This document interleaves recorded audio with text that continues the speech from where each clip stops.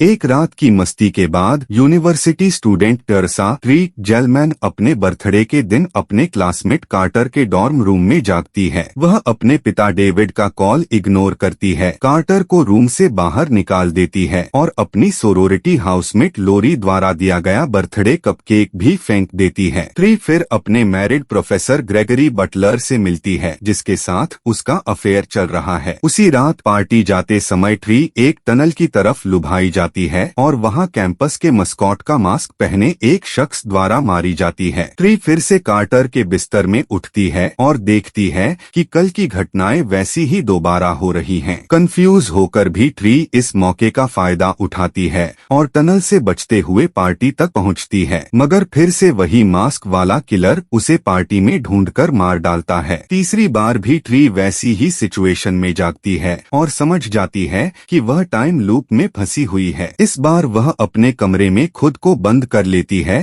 ताकि किलर उसे न मार सके, लेकिन किलर पहले से ही उसके कमरे में छुपा होता है और उसे फिर मार डालता है। बार बार मरकर लौटने के बाद ट्री अपने हालात की सच्चाई कार्टर को बताती है। कार्टर उसे सलाह देता है कि वह हर बार नए तरीके से अपने किलर की पहचान करने की कोशिश करे। ट्री अगली कुछ बार अपने संदिग्धों का पीछा करती है और हर बार मारी जाती है। एक लूप में जब उसे बेरहमी से मारा जाता है, ट्री बेहोश हो जाती है और अस्पताल में उठती है। डॉक्टर बताते हैं कि उसके शरीर पर कई तरह की गंभीर चोटों के निशान हैं, जो साबित करते हैं कि उसकी पिछली मौतों के असर उसकी बॉडी पर बरकरार हैं। अस्पताल से भागते हुए ट्री फिर से किलर के द्वारा मारी जाती है। जब वह फिर से कार्टर के बिस्तर में उठती है तो उसे यह समझाने में कामयाब होती है कि वह एक टाइम लूप में फंसी है। ट्री अपने गहरे सेल्फ लोथिंग को मानती है, खास तौर पर अपनी मां की मौत के बाद अपने पिता को दूर करने के लिए। बाद में ट्री एक लोकल न्यूज में जॉन टूम्स नामक सीरियल किलर के बारे में देखती है, जो उसी अस्पताल में कैद है। उसे लगता है कि टूम्स ही उसका किलर है। वह अस्पताल जाती है ताकि लोगों को उसकी भागने की योजना के बारे में बता सके, लेकिन टूम्स भाग निकलता है